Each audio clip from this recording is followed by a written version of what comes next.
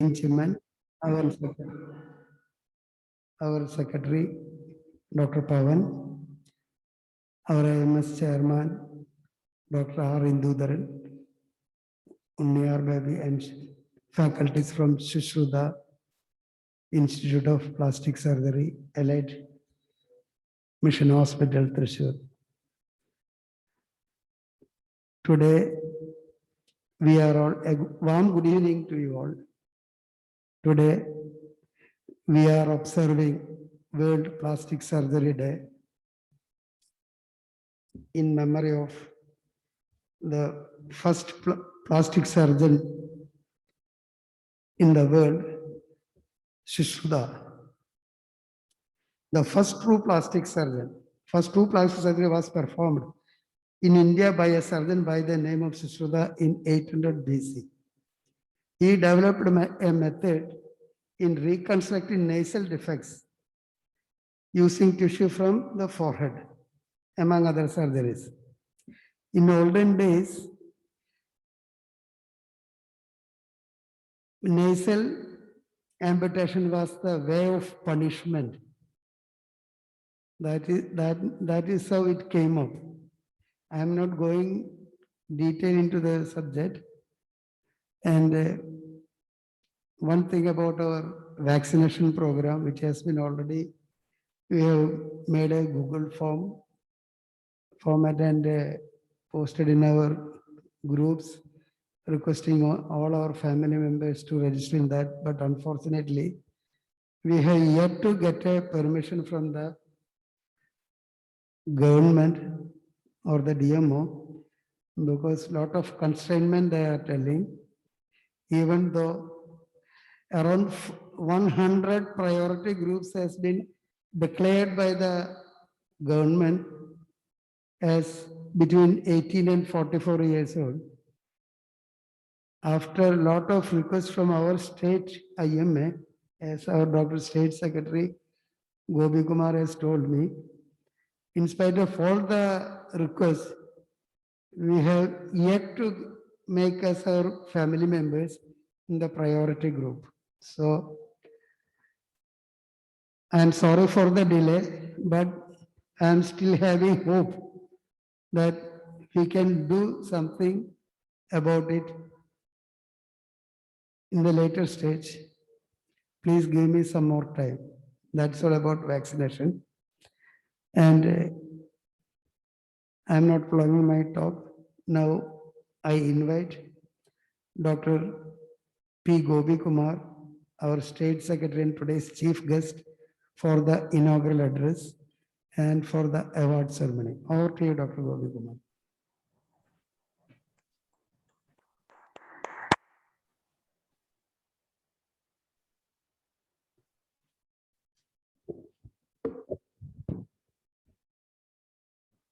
Respected President of IMA Thrissur branch, Dr. Joy Manjula, Raman sir, Secretary Dr. Pavan, the State Joint Secretary Dr. Jain Chiman, IMA AMS Thrissur Chairman Dr. Indudharan, Past President Govindamurthy sir, senior IMA members of IMA Thrissur and friends. Today, I'm very happy to be here participating in this commemoration of World Plastic Surgery Day. Especially when the Shushruda Academy, a part of Allied Mission Hospital, where I started my professional medical career immediately after house surgery. I'm very happy to be part of this. Now, plastic surgery as such, probably the common man's vision is cosmetic interventions. But as medical practitioners and surgeons, we know that it is much more rewarding as a reconstructive and rehabilitative surgical procedures, especially when various diseases are mutilating our parts. We do the reconstructive and rehabilitative surgical parts. and very rewarding surgeries you usually get. Because being an ENT surgeon, I also know certain aspects of reconstructive part rather than the plastic surgery part. So that is why probably this has to expand, and this has to be the message has to be passed on to the common people that more than plastic, more than cosmetic, it is reconstructive and rehabilitative. And as Dr. Joy was telling about vaccination for the family members of healthcare workers, I don't know what happens in Thrissur. In most of the other districts, the family members of healthcare workers, especially doctors, have already been vaccinated. And all the governmental setup, be it the district medical officer or the immunization officer, they do arrange for the vaccination of family members of, and the best example is Kollam. I think more than a month ago, they have finished almost 98% of vaccination of the healthcare workers, family members. So anyway, we will try again, and we have already got permission from the Chief Secretary and the Chief Minister for vaccination of family members. So I don't know what prevents the district authorities to do that. We'll look into that and we'll try to solve the issues. So with this, wishing all the very best to this CME program, I conclude. Thank you, Jai Hind, JAMA. And of course, with your permission, I formally inaugurate this function. Thank you.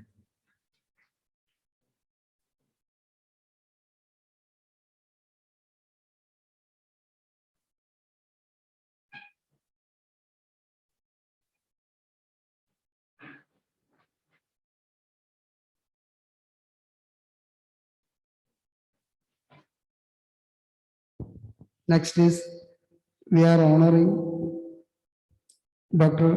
M.V. Raman with the pioneer in plastic surgery and the first plastic surgeon of Thrissur, maybe in South India, with the Sushruta Award.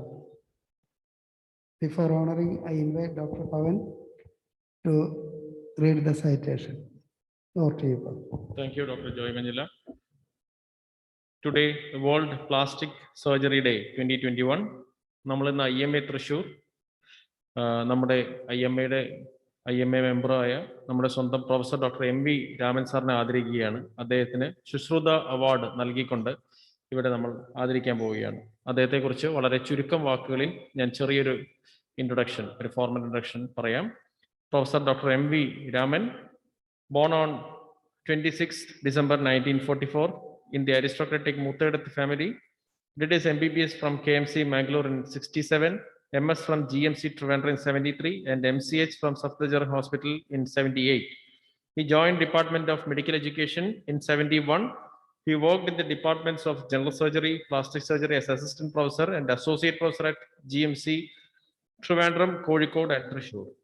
He worked as consultant in Ministry of Health, Libya. He was a superintendent of Medical College Hospital, Thrissur, and retired as the HOD in plastic surgery from there in 2000 April. Now he is working as a senior consultant in plastic surgery at Daya, Ashwini, Chandramati hospitals, etc. He is married to Srimati Yamuna, and then they are blessed with 3 daughters who are very well settled. With these words, I introduce Professor MV Raman sir, and I invite our State Secretary, Dr. P. Gopikumar, and other senior members to award him with the Sushruta Award 2021.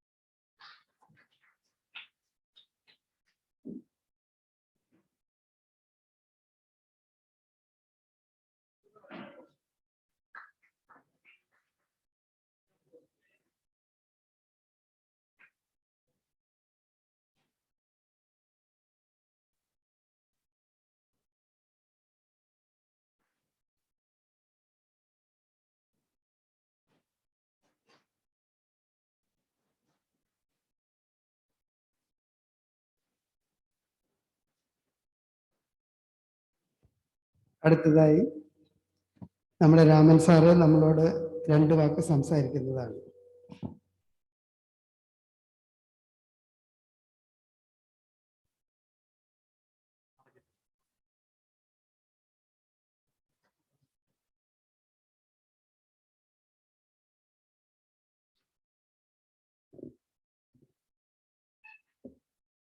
എനിക്ക് ഏറ്റവും ചുരുങ്ങിയതായിട്ട് പറയാനുള്ള പ്രധാനപ്പെട്ടതും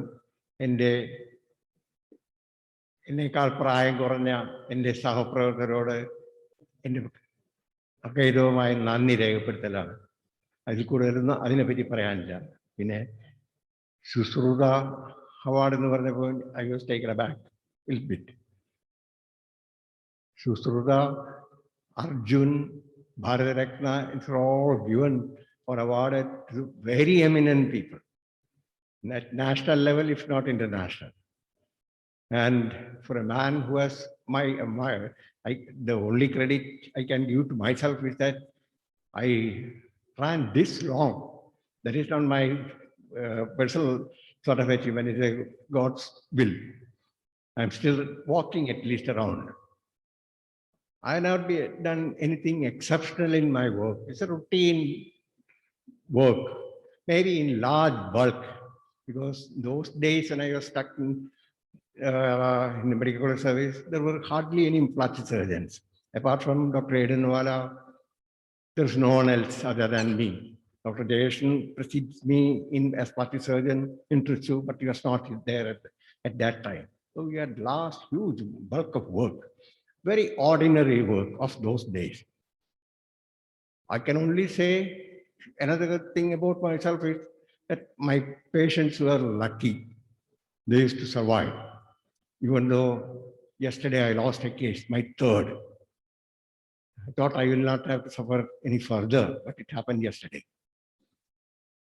So generally, I think I was lucky. Other than that, I can't give any credit myself. Few people, not many, my contemporaries had many more, they were able to impart knowledge to more people, but my setup was not such, and my inclination also may be failing. A few people may say that I have been useful to their training. That's all, hard few. Otherwise, there's nothing great about it. I survived, but I had acquired a huge amount of friends from medical fraternity. That is I think I'll be proud of it when I look back on my final days. Otherwise, I can't say, and the patients have benefited. Anyway, with something about Susula, I said it's too much of a heavy, I won't say burden, honor to hang on my shoulder, to fix on my shoulder, Susudane. That's one thing. Regarding the few surgeons are only few in this IMA fraternity, mostly will be non-surgeons about Susruda. He's not just father of plastic surgery, he's come later, but just an initiator in surgery itself. And one thing about it that what he has done is recorded. Many of our knowledge is only in sort of mythological stories, but this man has written. And sometime in the 80s, there was in the British Journal of General Surgery, not plastic surgery. An article came written by 2 fellows of Royal College. One was Sri Lankan, the other was an Indian, depicting all about Surda. He has sketches about Magaramukhi forces, Magaram crocodile forces, which you are still using. Simhamukhi forces, lion tooth forces, still. Only handle is not an eyelet, but it's an open handle. Otherwise, it's all still there. And besides, he has written one thing about approximation of wound. It should be a traumatic suture. We have not still reached the ultimate perfect suture yet. Still, it's an ongoing detail. I don't know whether it will come any time it will appear. He was using ant pincers to approximate intestinal anastomosis, for instance, anastomosis. Make the cut and bite on either edges of the post wound, snip of the head, it goes into spasm. Formic acid also released antiseptic, and that is there. It was proved feasible by Dr. Simpson, who was then president of American Association of Plastic Surgeons, on a dog's abdominal wound using their counterpart of this Katurumbu, that is American red ants. Is that it is possible. It's time consuming, not practical, but anyway, he has described it. He has also written something. There are very small creatures, living things, which cannot be seen by eyes, naked eye, our eyes, which causes disease. How he could conjecture this finding, I can't comprehend. How he has thought, said like that. That is about 1,000 years or 1,500 years before Louis Pasteur found bacteria. That years it's all written. Then when I started as a trainee as a plastic surgeon, there's a 5-volume book that is Marcus Converse, everything about plastic surgery, in which they have written, coined, he is the father of plastic surgery. The rhinoplasty, the president has mentioned, Indian method of rhinoplasty. With a little modification, we are still the best method, The Italian method was also there about 500 years old, that is abandoned. This even about what was I saying? Microscopic thing, something I went on. I'm aging. It goes back. Marcus Converse. It is written Sutrada. Then these Westerners couldn't come back. After about 8 years back, subsequent volume of this Converse has come as McCarthy, in which the European has written. Sutrada, they admitted he has written, they written all those things documented. He admitted one sentence last one. Probably Sutrada had training from England.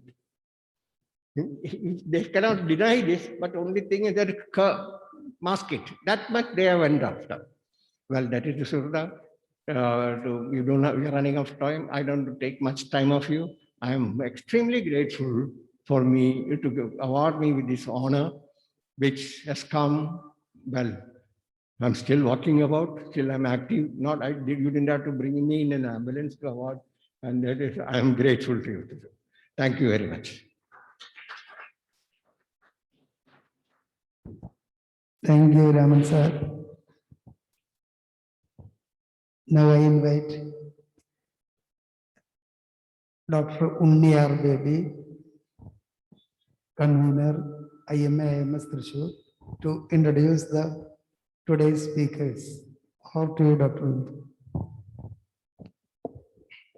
A warm good evening to all the dignitaries on the dais and everyone present online and offline for this hybrid meeting. On the occasion of World Plastic Surgery Day, IMA-AMS in association with Susruta Institute of Plastic and Reconstructive and Aesthetic Surgery at LI, we are conducting a scientific session on cosmetic surgery current trends. We have 3 speakers today. The session on hair restoration will be conducted by Dr. Ajay KS. Dr. Ajay KS did his MBBS from Trivandrum Medical College, his MS surgery from Kottayam Medical College, and he has completed his MCH plastic surgery from PGIMER Chandigarh. And he's from Chalakudi and currently working in Thrissur. The next section is on body contouring, which will be done by Dr. Vinu Roy. Dr. Vinu Roy did his MBBS from Kottayam Medical College and his MS from Kottayam Medical College as well. And he has completed his MCH plastic surgery from Trivandrum Medical College. And he is from Pala and right now residing at Thrissur. Welcome you, sir.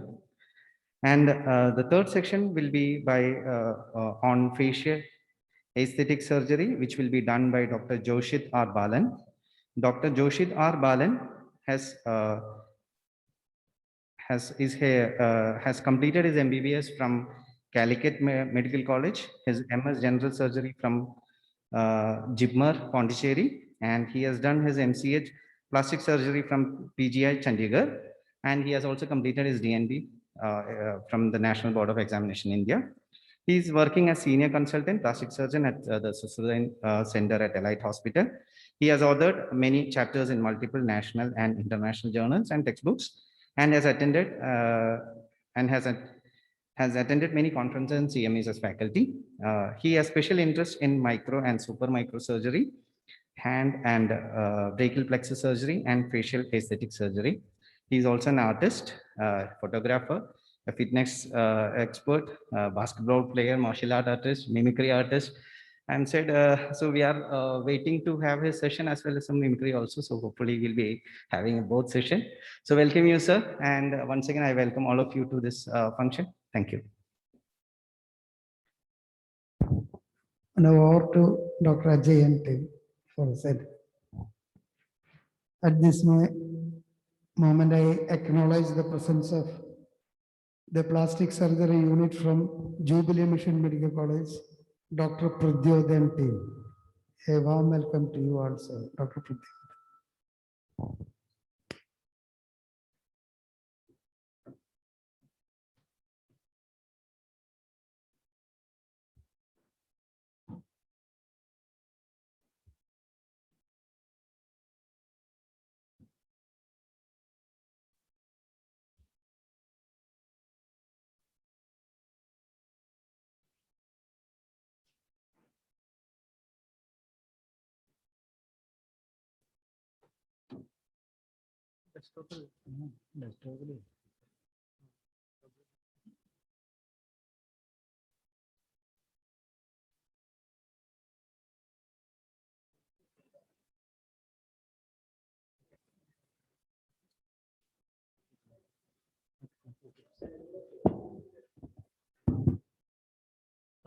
Very good evening to all the doctors.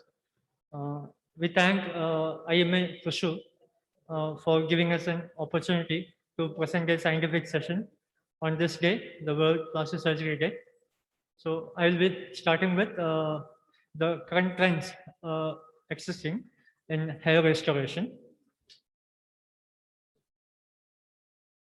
So the number 50% of the population lost 50% of the hair by age of 50. So is it normal? Yes, it's normal. So why you need hair restoration? Definitely it builds your self-confidence and self-esteem. You can see the difference what hair, this actors had undergone hair transplantation. So you can see the difference it makes to the faces, individual's face. So some basics about hair. So the hair growth consists of 4 stages. That is anagen phase, that is the hair growth stage. Then when the hair ages, it jumps into catagen phase, then into telogen phase, then again into anagen phase. So most of the time, what happens, the hairs are stuck in the telogen phase. They can't jump into the anagen phase. So people will feel that, oh, I am losing so much hair. My hairs are all lost. My hairs are not coming. So the treatments also target this phase so that it pushes the hairs to jump from the telogen phase to anagen phase. So some numbers. So in a person's head, there are approximately 1 to 1.25 lakh hair follicles. So it's normal to have a hair fall of 100 to 150. So the baldness is not because of the hair fall alone, but because the fallen hairs doesn't grow, which I previously mentioned, that the block in the telogen to anagen phase.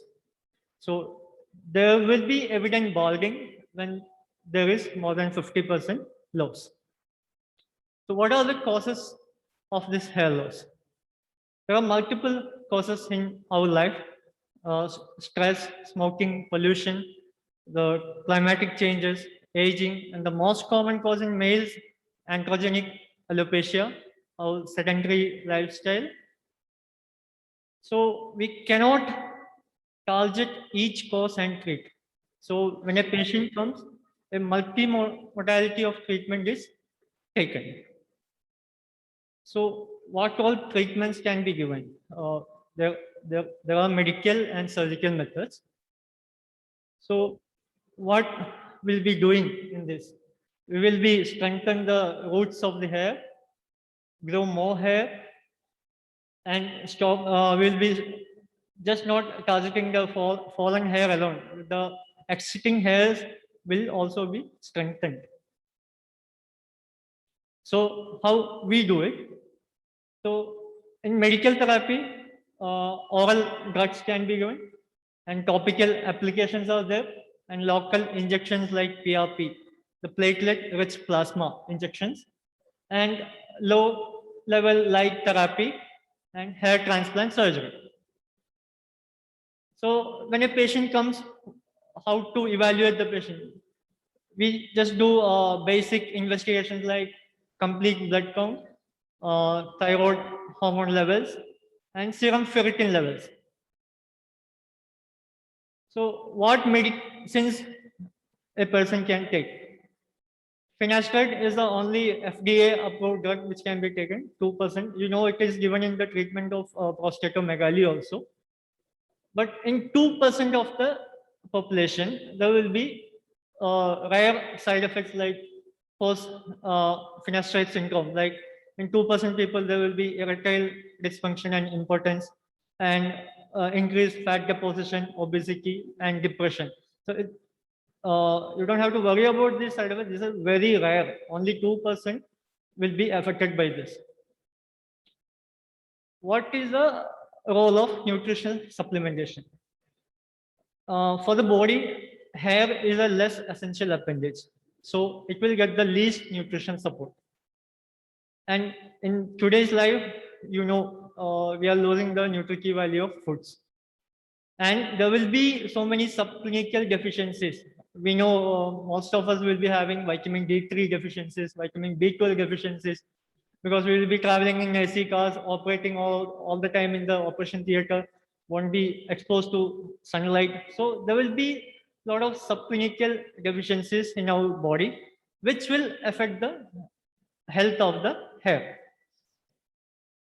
So this is the second therapy after the finasteride, that is cyclical vitamin therapy.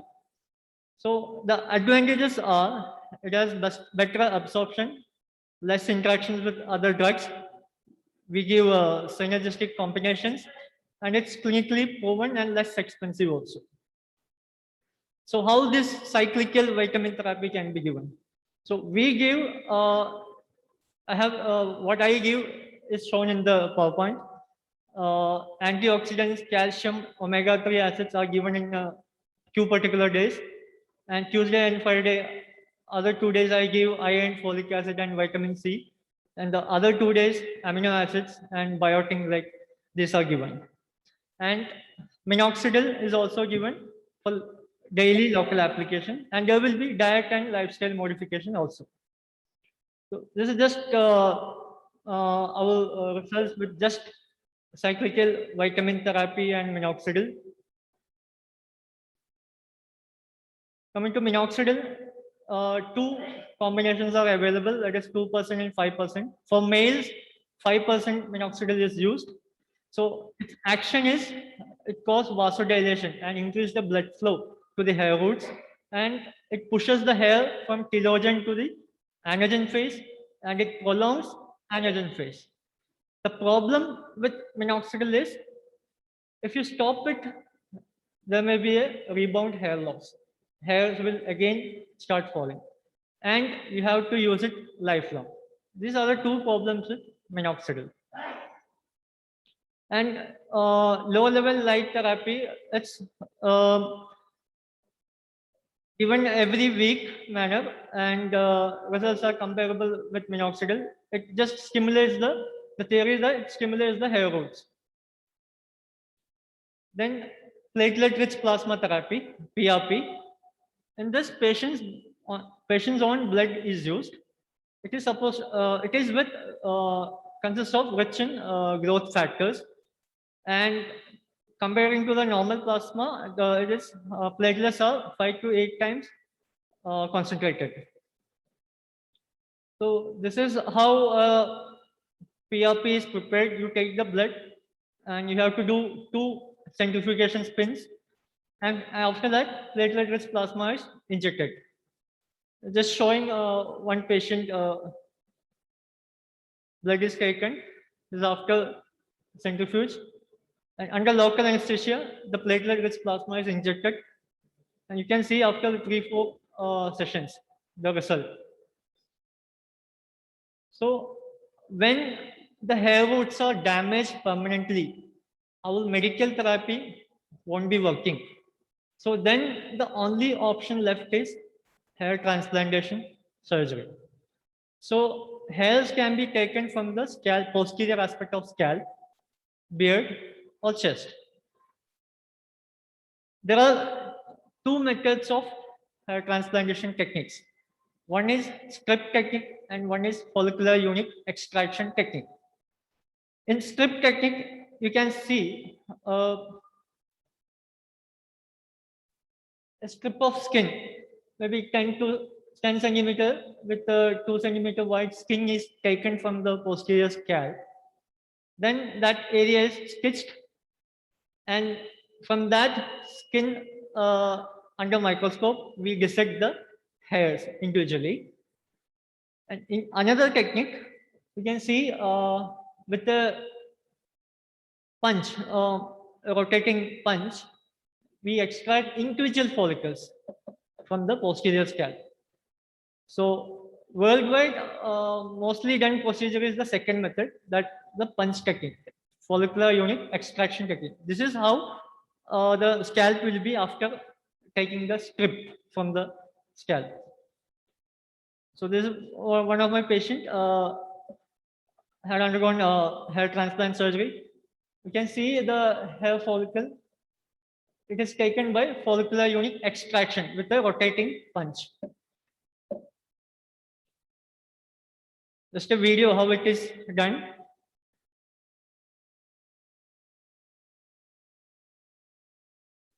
It is safely, we can take up to 2,500 follicles in one sitting. So this patient had undergone 3,500 follicles transplanted from the posterior scalp to anterior scalp. So just comparison between these 2 techniques. In strip technique, the patient doesn't need to shave the head, but in extraction technique, you have to trim your hairs to 1 millimeter thickness. And in strip technique, a donor strip is cut from the back. But in extraction technique, with a rotating punch, you take follicles individually. These are some of the results. Then hair restoration is just not for scalp only. This patient had undergone a trauma and he developed scar alopecia of the mustache. So this is an early result, just a 1 month result of a mustache transplant. So new techniques. Now this hair transplant surgery, the duration of the surgery is 8 to 10 hours. For transplanting 4,000 to 5,000 follicles, it may take 8 to 10 hours. So you need a team to do this. A surgeon alone cannot take all the follicles and implant it. So to circumvent that, technology is developing. So robots have come in place to extract the follicles. Surgeon has to just mark the areas and software. So the robot will extract the follicles. This is another system, NeoGraph system. In this, I said we do with the rotating punch to harvest the hair follicles. In this, the machine has a suction, so it will suck the hair roots. So we don't have to, after picking the follicles, we have to manually pull it from the scalp and place it in a cold saline before implanting it. So this system, in this system, that thing is not needed. So the future 3D printing is coming into this hair thing also. And stem cell, if some persons won't be having much hair in the posterior scalp as a donors to implant in the anterior scalp. So those persons, we can take stem cells. You know, stem cells can grow into any organs. So they can also be grown into hair follicles. And the theory is it can be transplanted. So researches are going on. It has not come into daily life. Thank you.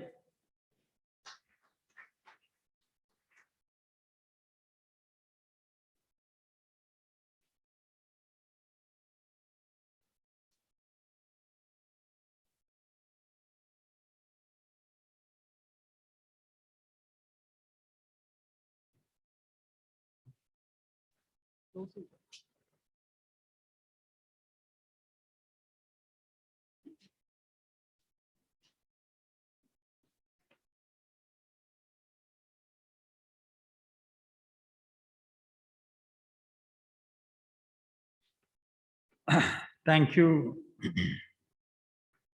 Dr. Jai,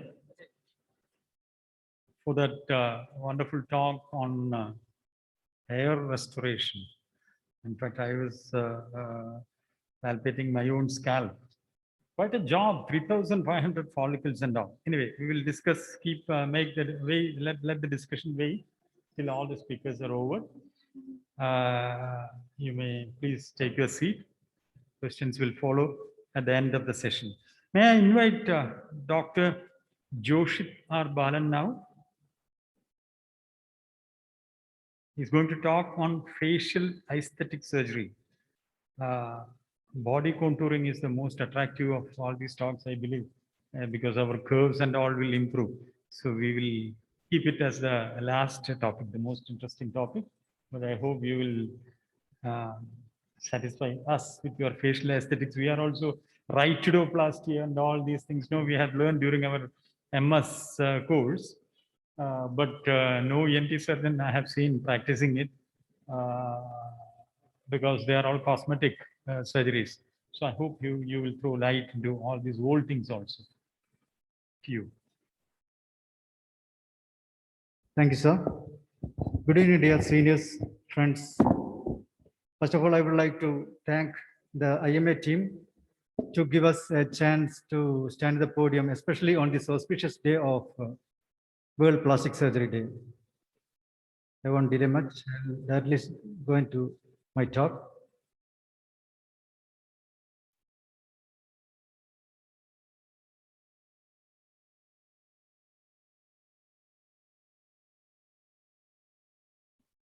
So I'm going to talk on facial aesthetic surgery. I'm going to give a brief overview of facial aesthetic surgery. The concept of beauty actually varies in individual to individual, because Confucius has already said everything has a beauty, but not everyone sees it. So some of the actors you have displayed here, you may see it. Actually, some of them may be beautiful to me, may not be as beautiful to them as well. So as you all know, beauty lies in the eye of the beholder. So concept of beauty always changes according to person. There are always an ethnic influence. Actually, Greek and Roman facial profile in the past had a concept of sloping forehead, full eyes, stretching forward at temple, enlarged nostrils, etc., etc. And you may also know that Queen Nefertiti, one of the Egyptian beauty, is still considered to be one of the beautiful lady of all era. And coming to Africa, the Musi tribe, you can see this lady is considered to be one of the beautiful lady to them. Actually, it may vary to us also. And some other people you may see that some of the hypertrophic scar or keloid or the face, they deliberately make it to become more beautiful. And you may would have seen that Apocalypse movie, in that also it is seen. So what happens in aging? Actually, this is the photo of Marlon Brando, the Godfather actor. This is his, when he was young, you can see there was a triangle. Actually, when you become older, the triangle reverses. So when the fellows are aging, you try to reverse the triangle because you can see some of the right heads are hanging from here. So once you keep it stretched, there is a reversal of the triangle and the person will be looking more younger. So then what about symmetry of the face? Actually, you can see this is John Abraham. You can see one of his eyes looks small. The other, then it is not symmetrical actually. Actually, beauty is never symmetry. Here, this is Scarlett Johansson. This is the original picture, and this is left symmetry, and this is right symmetry. Here you can see, I will consider this actually, if there is an imbalance between these both sides, it is more beautiful. So is there an ideal proportion? This Aishwarya Roy. So you may see there is a proportion of eyes to nose to lips, everything. And Leonardo da Vinci, you know, by virtue of man, there is divine proportions he has already depicted. And one of the maxillofacial surgeons, Stephen McCrae, has told a lot of facial mosaic pattern to depict the beauty in person. And for a plastic surgeon, for easy facial aesthetic surgeon and plastic surgeons, we use some of the facial canons. There are some rules actually. This is rule of halves and this is rule of thirds actually. This is rule of thirds in the law of face and some of the facial angles. A lot of criteria are there. This is the nasofrontal angle. This we used to keep it around 125, and this is nasofacial angle. You can see this angle to be beautiful and all. We have to keep it around 35 to 40 degree. And this is nasolabial angle, 90 to 120 actually. In males, it will be around 90, and females, it will be a little bit of approaching to 110 to 120. So what are the possibilities in facial aesthetic surgery? Actually, come to the strength of a good aesthetic surgeon, you should have a knowledge, very good knowledge of anatomy and facial anthropometric analysis, and should have ideas about the surgical possibilities in each and every individual. This we can't provide everything because individuals to individual everything varies, and you should always should have at least an average surgical skill. So while coming to the anatomy, there will be soft tissues like muscle, the skin, subcutaneous tissue, and there's actually in coming to face, there's facial nerve actually. So if you are doing the surgery and if you injure the facial nerve, this is nobody will pardon. So then facial skeleton, actually this is, you know, there are this skeleton, mandible, maxilla, everything is there, and a thorough knowledge of vascular anatomy is a must. And coming to the occlusion, you can see this is the normal occlusion, and this is retrograndia. This lower mandible is protruding, this protruded posteriorly. This is and this is prognathism. You can see this mandible is protruding out. So coming to workup, actually workup always start with the clinical examination and all the other investigation like ortho, OPG, computer tomography, magnetic MRI, ultrasonogram, facial morphometry, 3D video imaging system, everything helps you to come to some what all things we can do for a patient to get an idea. So the patient's interview, especially in aesthetic surgery practice, it is very important. We had at least we should have 2 to 3 facial interview before we are going to operate on a patient, because this actually once you do a surgery, you may be changing their face and their looks. Actually, sometimes they may have to change their Aadhaar card also. Now, this is a cephalometry. Actually, in this simple cephalometric analysis, especially when you're going to operate or change the facial skeletal system, it shows the soft tissue along with the skeletal anatomy. This is the things we look in the facial, a lot of angles, planes and all. And so coming to surgical options, correction of first and important is correction of the soft tissue, then is correction of the bone structure and correction of soft tissue as well as bone structure. So as I already mentioned, that what is the expectation, what is the reality? Actually, patients should always know what they can expect. Actually, you shouldn't be telling them that I'll provide you everything, and if you don't get to that, you are in great soup. So expectation should meet reality. And now I'm going to show some of the surgeries we are routinely do. This is dimple creation. You can see dimple actually it can be dynamic or it can be static dimple. Here this gentleman had, this is a preoperative video showing his smile, he's smiling. This is postoperatively. You can see both sides dimple has been created. This dynamic and he's very happy. And another surgery is fat grafting. Actually, fat grafting, once you age, what happens to the face? Actually, you'll be losing volume of your face. Actually, you'll be losing volume, so your muscles will be getting prominent. Wrinkles will be more prominent. Earlier concept was to tighten everything, do everything, facelift or rhytidectomy for everything. But nowadays the thing is that you give extra volume to the face so that it looks young. So best volume expander is fat graft actually, because it is taken from their own body. So minimal side effects and long lasting result. Actually, once you give fat graft, it will be staying in their body for till they die. Actually, in the first instance, when you inject some amount of fat, it may not be possible, all the 100% may stay, but around 50 to 80% will be staying. So sometimes you may have to do multiple sessions. So, but the results are good. So this is one video showing how you harvest fat. Usually we harvest fat from the abdomen or upper thighs. And this is the harvested graft. Then harvested graft after processing, you'll be injecting to the desired areas on the face, because we'll be marking. Actually, the topographic marking will be there. Whichever area want to be more grafted should be marked. So here you inject in different, you have to inject in different planes. Actually, this graft will be taking its blood supply from the surrounding tissues. For it to take, actually, you have to put this graft in different facial planes. This is one young lady with upper lip deficiency on the left side. This is post fat grafting.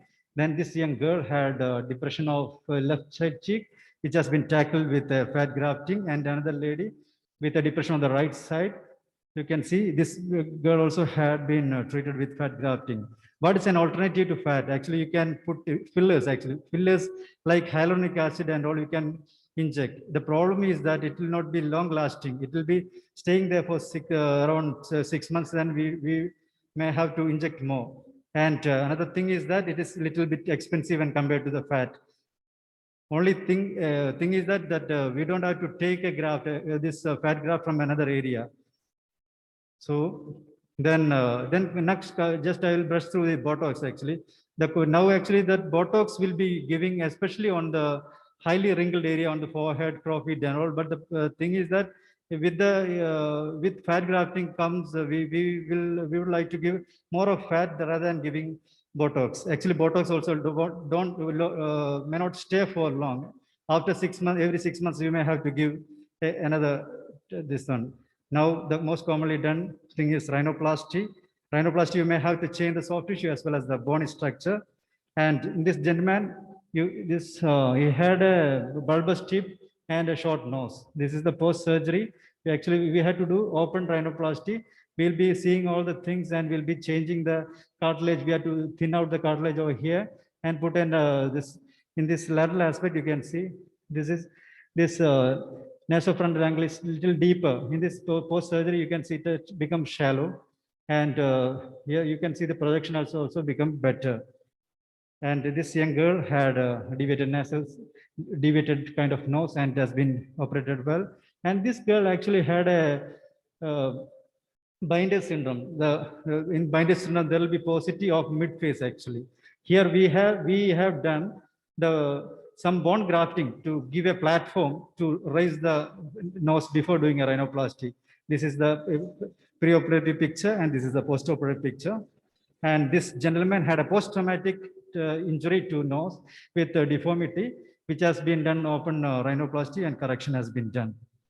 Now, some girls and boys come to us with very big lips, actually, protruding lips or this overshowing of the mucosa, wet vermilion. So we do the reduction of the vermilion. You can see this young gentleman came with a protruding lip. So we have to excise this part of inside the oral cavity lip. Then this is the preoperative picture and this is the postoperative picture. And actually you all know that liposuction will be doing for gynecomastia, abdominoplasty and facial for body contouring surgeries. In face, we most commonly will be doing for double chin correction. You can see this one patient had a pad of fat over here, which has been sucked out, and this is the post-surgery picture. This is the way we do actually with one incision over here, both sides on the just below the ear. One incision will be coming here and will be sucking from through this also actually. I'm showing only from the posterior aspect. We are sucking out the fat. So this double chin can be corrected easily. This lady had a double chin. She also, this has been sucked out and giving proper this one. This young girl had fat excess over here with a small man, this one chin. This also has been augmented. Now this Karina Kapoor, you know that good definition of lower mandible is mandatory to give a good aesthetic appearance. So we may be able to give such a change by doing some of the jaw surgeries. And we'll come to the surgical procedures of lower jaw. First one is genioplasty. Genioplasty, you change the chin aspect, you change, give a aesthetically better chin. This young girl had a retruded chin. In this bone, you can see this ideally should be coming somewhere around here. This is rough marking, cephalometric marking, and this is the herb picture, and this is the this much downward movement as well as forward movement we have to achieve. And this is we have done osseous genioplasty. We have cut the lower part of the mandible, pushed it down as well as push it forward to and fix with plates, mini plates to give a better aesthesis. You can see this height has been increased. Lower face height has been increased as well as the protrusion of the this chin has been done. And bilateral sagittal split and mandibular setback. In some individuals, you may see the lower jaw may be protruding out. You can see there is malocclusion is there. So you want it to go back, set it back. So bilateral sagittal split osteotomy and mandibular setback has been done. This is the post-surgery picture. It's a more than a year picture. And mandibular augmentation also can be done with bone as well as some of the elastic material like we can with foreign body substances we can do mandibular augmentation. You can see in this guy had deficiency of chin, this mamella prominence on the left side as well as the mandible. So we have augmented with this with bone grafting. And when in this young girl had a deficiency of the facial skeleton as well as facial soft tissue. In such cases, you may have to do some of the splash surgeries to give more of a facial fullness. This patient, this is the pre-op surgery picture, and we have done a facial free flap taken from a back and put it over here with a microvascular surgery, giving a better aesthesis. This patient also had some bone grafting of the mandible. And square jaw, one of the commonest occurrence when people have bruxism, there will be protrusion of the angle of the mandible. So you can see this young girl had square jaw, which has protruding this both sides. You can see this giving a square jaw appearance. Some of them will be happy with this kind of face, but this young girl had some problem with this one. So we have removed it through intraorally. So there won't be any marking outside of the skin. So just remove this bone excess through an incision inside the mouth and to give an oval or a round figure. So she was very happy. By the picture you can see. And this other girl had this, she had a mesenteric hypertrophy. We are not removed the bone correction over here. we have just removed the masseter muscle, some part of it, and got a correction. And now coming to the upper jaw, you can see in case of maxilla coming retruded back, we may do a maxillary leafort one osteotomy here, and we can bring it back, bring it forward and fix it there. So this is one such kind of a surgery. Sometimes we may have to embark on double jaw surgeries or bimaxillary bimax surgeries to get a better aesthetic figure.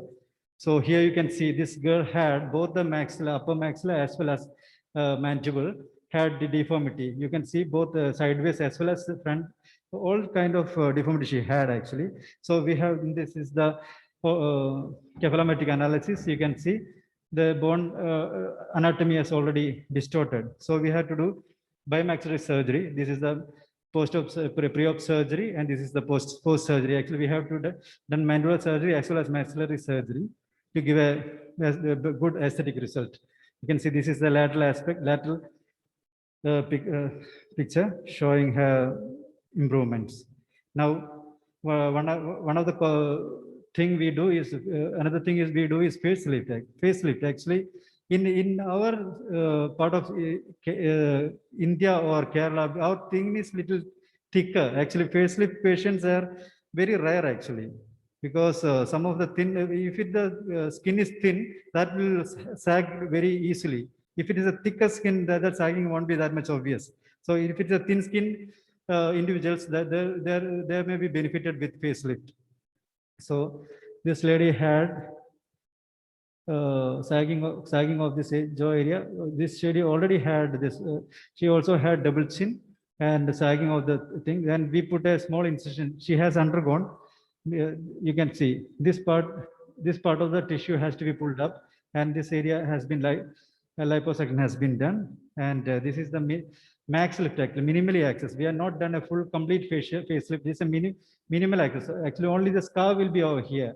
Actually, if you do only remove the skin, that won't last long. Actually, we had to full smash this part fully. That soft tissue itself, we had to pull it up and tighten. Then only that results will stay.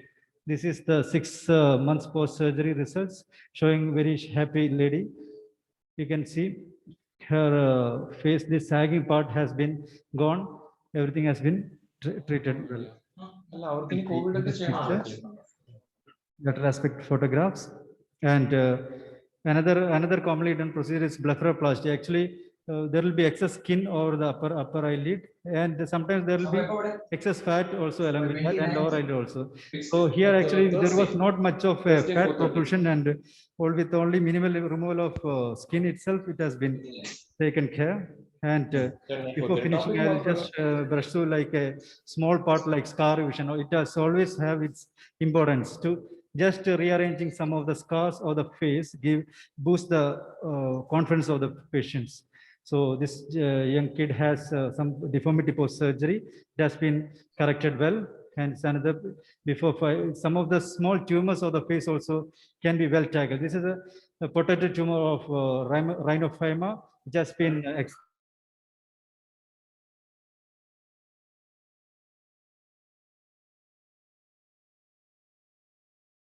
never try to make an apple out of an orange or vice versa, because you can't tell the patient that you will be doing that and doing this, and that expectation should meet the what all things we can provide. So I would like to thank my partners and staff for helping us, helping all department to grow into such a dimension. Thank you very much. Thank you very much, sir.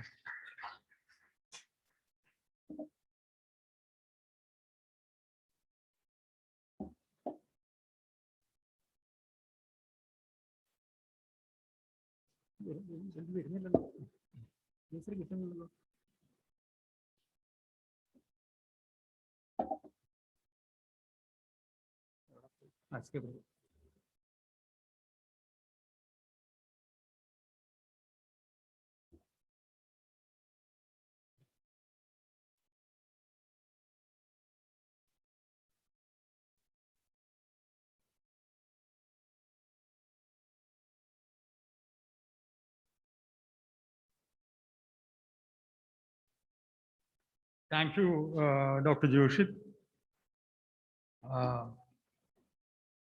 When I compare my knowledge of rhinoplasty with your spectrum of facial aesthetic surgery, it's a small grain only. But I was under the impression that you will be correcting soft tissues most of the time. Dr. PG Francis does a lot of this mentoplasty, maxillary advancement, maxillary retrusion, etc., etc. And all of his patients come to me. So you are really going to become a challenge in Trichy. Anyway, very impressive talk. As told already, we will leave behind the question answer session towards the end of the scientific session. May I invite Dr. Vinu Roy for body contouring. I hope apart from voluptuous dames and damsels, you will also be creating six-pack Mako men too. Please, Dr. Vinu.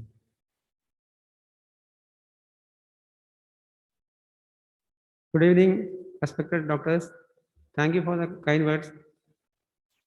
And I'm thanking IMA Thrissur for giving me this opportunity to talk about procedure of body contouring. Today, we are celebrating the World Plastic Surgery Day. And actually, it is the first time celebrated as the World Plastic Surgery Day. It was actually started in India, and this year onwards, it is worldwide. Starting to celebrate worldwide celebration. So, just it is not just cosmetic surgery alone by the World Plastic Surgery. We are doing a lot of works. Most of the works, as earlier mentioned, includes the reconstructive procedures, as shown here, and the nerve surgeries, microvascular surgeries, trauma surgery, burn surgery, and it is body contouring is one of the cosmetic procedure that is done to improve the shape of the body, so that the person get more confidence. And it is not just a cosmetic procedure, it is also having many functional advantages also. So these are the main procedures that comes under body contouring. Liposuction, tummy tuck or abdominoplasty, arm lift, also called a brachioplasty, then buttock lift, and now it is a post-bariatric. Many patients comes with sagging body, sagging skin, so they want better body. So for such we are giving post-bariatric body contouring. And another terminology is mummy makeover. After repeated pregnancies, the body of ladies, they will be having more sagging skin in the abdomen, so, and hypoplastic breast, and which can be corrected. All this comes under the procedure of body contouring, can be corrected by body contouring. So many people, the concept of ideal body will be different for different people, but generally everybody wants a well carved body, as seen in Michelangelo's David sculpture, or a females want a hourglass type of body most of the time. So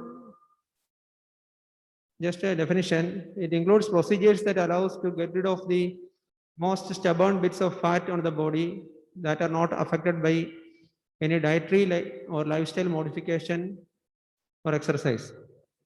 And it also includes procedures that can help to tighten up skin after a rapid weight loss. mostly after bariatric surgery.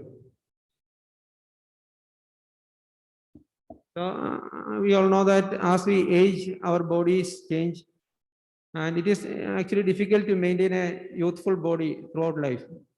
But this body contouring procedures is very helpful to restore the youthful image of the body. And the most important thing to maintain a healthy body is always a well-balanced diet and exercise. And another thing is, which we cannot modify, is the genetics. The two things we can modify are to have a well-balanced diet and regular exercise. That is very important. Without this, there is no use in doing any surgery. And this is another main area, post-bariatric surgery. People will be having rapid weight loss and sagging skin, which can be corrected by many procedures like this tummy tuck, etc. So, coming to the procedures, it's broadly classified into invasive procedures and non-invasive procedures. Invasive procedures includes liposuction, excision of the excess skin, and improving the contour by fat filling and implant-based augmentation procedures. And non-invasive procedures that are actually recent advances in body contouring that include cryolipolysis, high intensity focused ultrasound, low level laser therapy, radio frequency, and injection lipolysis. These are not very commonly done procedures, and actually many of them are in experimental stages, and they won't give much results like invasive procedures. So we are mostly doing invasive procedures.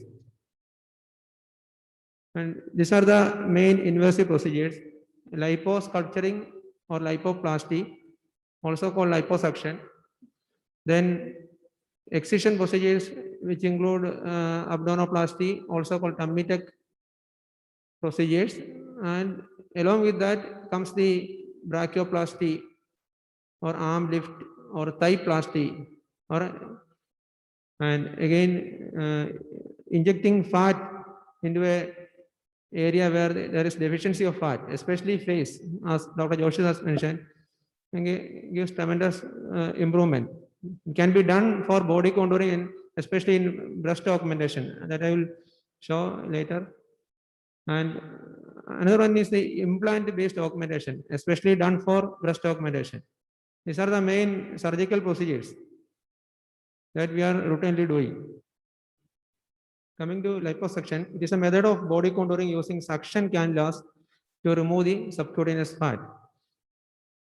And actually, it is not a procedure indicated for weight loss. It is mainly for improving the appearance of the body, not indicated for weight loss. And for this procedure, we are using suction assisted. These are the various techniques now available.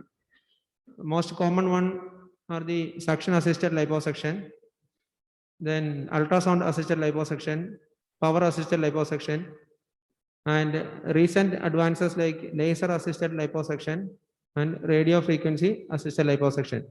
The basic principle is that we want a suction, and the other adjuvant like ultrasound, or whether it is power or laser or radio frequency, they are actually decreasing the surgeon fatigue. Previously, there was only suction, and we have to move the hand to and fro. So there was a lot of surgeon fatigue.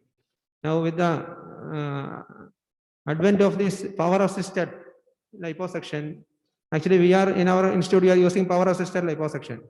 Actually surgeon fatigue is very less. And likewise ultrasound assisted, laser assisted and all, the liquefaction of the fat take place, and the amount of this surgeon's fatigue is very less when compared to the old suction assisted liposuction. This is the machine actually we are using in our department.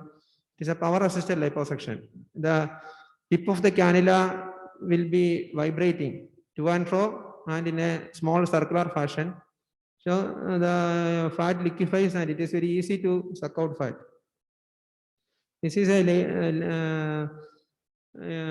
new technique of ultrasound assisted, that is basal liposuction.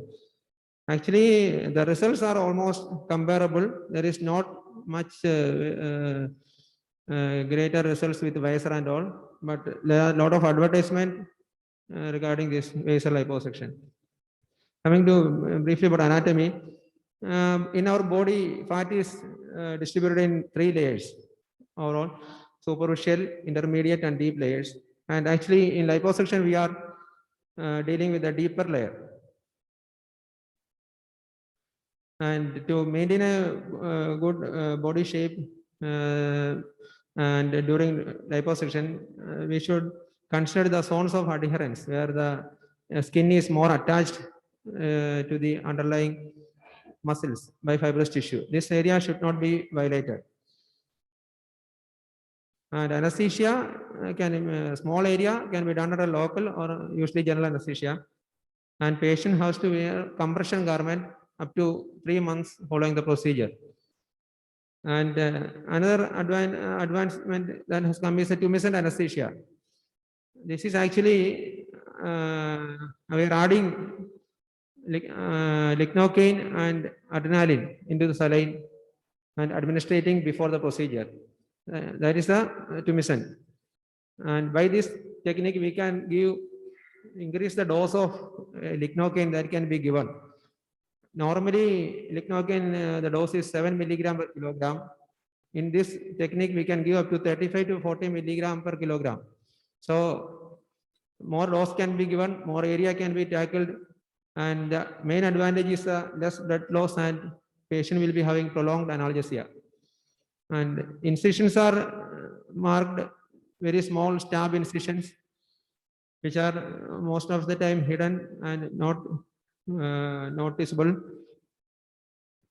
And this we will be infiltrating the tumescent solution in multiple directions through these small incisions.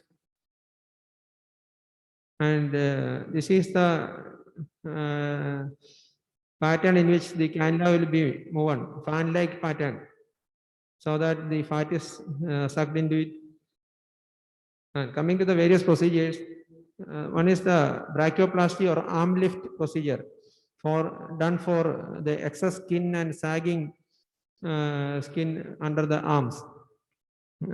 Coming to a few cases done in our department, this lady was having sagging skin and fat under the arms.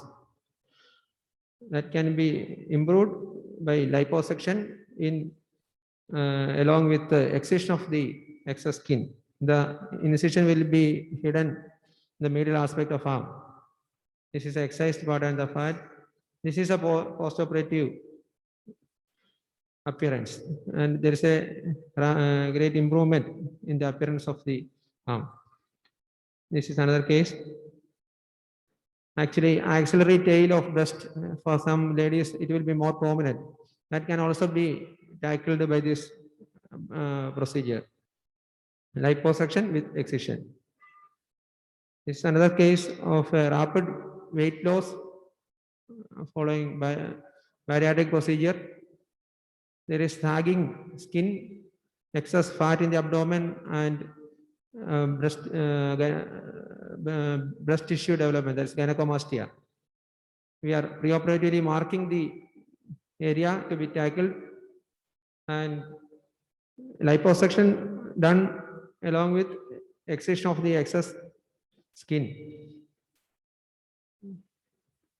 This is the method of doing the liposuction. Very small incision, and the glandular part is removed through that. This is the postoperative appearance. The folds are gone, and he got a flat chest. Coming to tummy tuck, another procedure in body contouring is also called abdominoplasty. Mainly done in postpartum ladies with sagging abdomen. They will be having a, usually it associated with the divarication of rectus muscle. The abdominal flap is raised, the rectus muscle is plicated, and umbilicus is transferred to the newer position. And drains are put. This is the final appearance. This is another one with a sagging skin in the abdomen and gynecomastia. Excess tissue was removed. In all these procedures, we are combining it with liposuction. In this case, actually, lower abdominal skin was removed as well as the upper abdomen. That is called reverse abdominoplasty. Both procedure was combined. And this is the final scar, and this is a post-operative appearance. And this is actually this is so much of sagging skin, excess skin that occur after the bariatric surgery procedure, after rapid weight loss. For this, we are combining the procedures, brachioplasty, abdominoplasty, and thighplasty. Excess skin will be removed, and the patient will get a better outcome. In this patient, she was having very lax skin with fat deposition, and this was tackled by just liposuction only, because she was having a good elastic skin. For such patients, we can just do the liposuction procedure alone for body contouring. This much amount of fat was removed, and this is the post-operative appearance. For patients who are having a good quality skin, that is good elastic skin, their skin will contract in the post-operative period, and they will be getting a better outcome with liposuction alone. Coming to breast reconstruction, broadly we can classify as augmentation mammoplasty, which is done for a hypoplastic breast, can be congenital or acquired, especially in postpartum. And reduction mammoplasty, that is a very common procedure done for hyperplasia of breast tissue, and it's actually aesthetic as well as a functional surgery, because patient will be having associated discomforts like back pain, recurrent fungal infection, etc. That will also be tackled by this. And third one is the reconstructive following mastectomy for cancer. These are the options of breast reconstruction. It can be autologous tissue-based reconstruction by flaps or implant-based reconstruction. In this case, this patient had undergone a mastectomy for cancer. She wanted a new breast, so we reconstructed it with a free flap taken from abdomen. So she is having actually the double benefit. Her abdomen, it is giving a benefit of abdominoplasty also. Abdominal tissue is removed, and it is done as a free flap based on the deep inferior epigastric artery. This is a flap, and new breast was reconstructed, and by microvascular anesthesis with internal mammary artery, and abdomen skin has this appearance has improved. This is a flap, and we reconstructed the nipple and areola by local flap techniques. This is a new nipple that is created, and skin graft has been put. Just given a good appearance. New, normally, almost normally looking and appearance like breast. Again, next one is the fat injection techniques, especially done for breast augmentation. Again, patients who doesn't want an implant, we can take the fat from the abdomen and can be used for augmentation. This is one patient who was having hypoplasty of the breast tissue, the fat from the abdomen was taken and used for augmenting the breast tissue. Coming to implant-based breast augmentation, here we are using silicone implants, this sagging breast with some hypoplasty. The patient wants augmentation. So we are using the silicone implant by inframammary small incision. We are placing the implant and giving a very good result for the patient. Coming to reduction mammoplasty, some patients will be having huge breast, which is causing very functional problems like back pain, bra strap grooving, and recurrent fungal infection. And this can be tackled only by a breast reduction surgery. This incision has been made, the excess tissue has been removed, and this is the final appearance. The scar will be hidden under the inframammary fold, and most of the patients are very happy with the results. This is another patient. Coming to the terminology liposculpturing, it is actually like a method of liposuction. We are using it for creating a very card-like body, like especially carving the six packs, etc. In this gentleman needed a six-pack creation. He was having some fat deposition in the lower abdomen as well as the epigastric region. The areas to be liposuction done is marked, and the six packs also have marked. And we are carving the six packs by suctioning the fat, creating a almost normally looking six-pack body. This is a post-operative picture.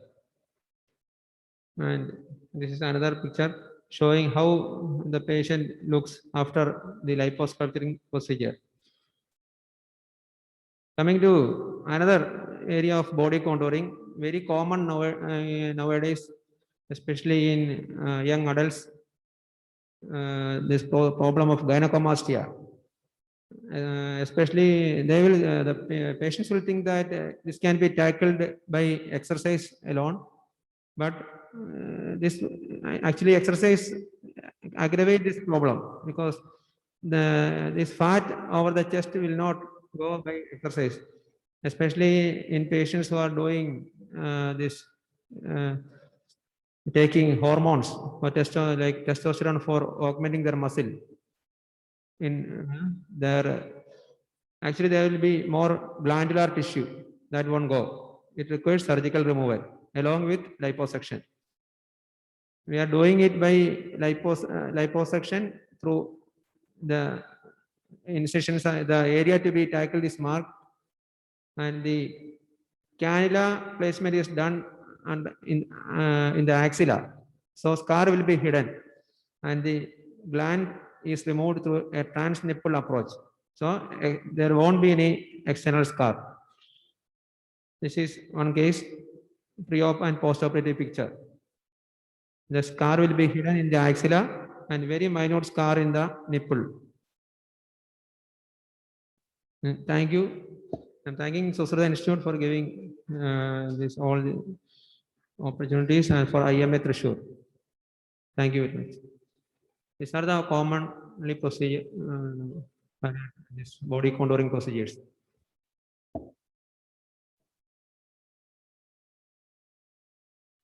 Thank you, Dr. Vinu Roy. റൂബിന്റെ സുന്ദരന്മാരും സുന്ദരികളും ഒക്കെ പ്രതീക്ഷിച്ചു വന്ന എനിക്ക് ഇടിവെട്ടേറ്റ പോലെ. Probably I may suggest that you should create a skin bank because so much of skin is harvested and body is contoured.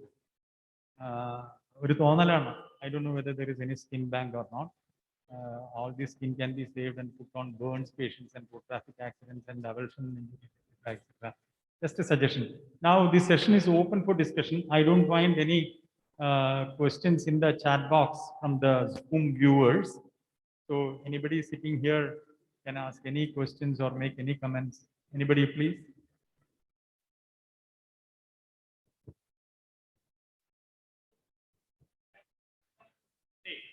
This 2,500, you said. The 4,000 to maximum is 2,500 follicles. So one follicle may contain 1 hair, 2 hair, 3, maximum 4. So multiplying that, maximum 5,000 hairs.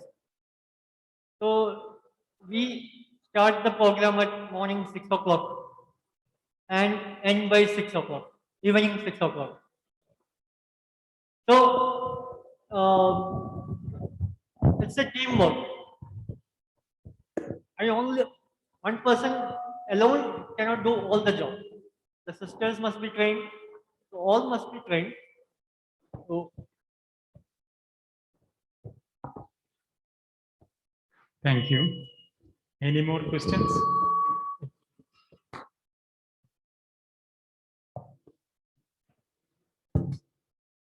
Thank you.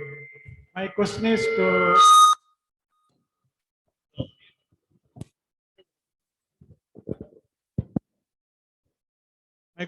to Dr. Ajay. Thank you very much for your nice talk. I'm little worried about using finasteride. You mentioned in the first part of the talk. I'm a urologist and because we use it in old patients and after the age of 60, but the patients you get are of below 40. And I don't know what dose do you use for patients? personally, I don't use it. It's just for theoretical, I said 2 mg is given. So when patient comes to me, some of them tell me that patient prescribed finasteride, that doctor prescribed finasteride, but in YouTube I saw this side effect, so I don't want it. So in my treatment, I don't give finasteride. Thank you. May I invite Dr. Pradyut. Dr. Pradyut is plastic surgeon in Jubilee Mission Hospital. This being your plastic surgery day, would you like to make some comments? Please come over. Come over here.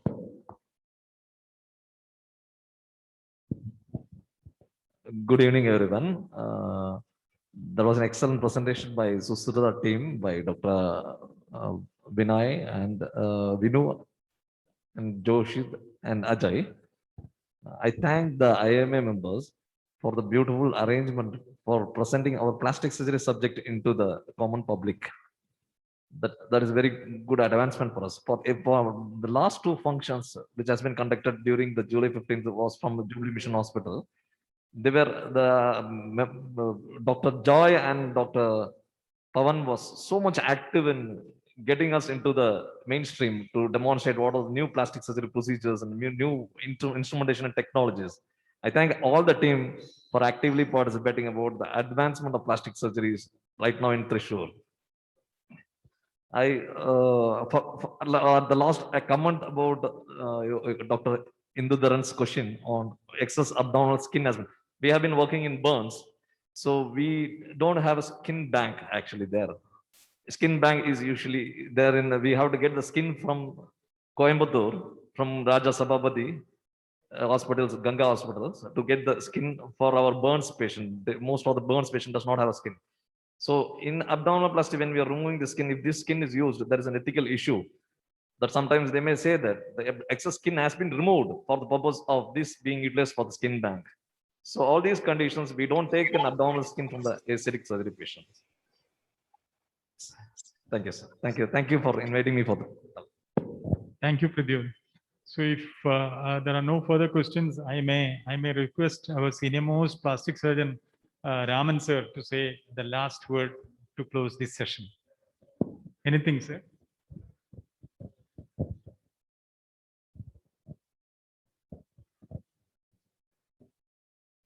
The discussion was excellent. They have covered a large portion concised it into 1 hour. And practically, as far as aesthetic surgery is concerned, everything has been covered. and brought it down to general surgery or general physician level, not to the high flown level. It's not necessary in this realm. It is an excellent arrangement, and they need a good hand for conducting this 1 hour of aesthetic surgery course. Thank you. So thank you all very much for the presentations and all. Now I invite Dr. Sharmila PM, convener CGP, for the vote of thanks. Over to you, Dr. Sharmila.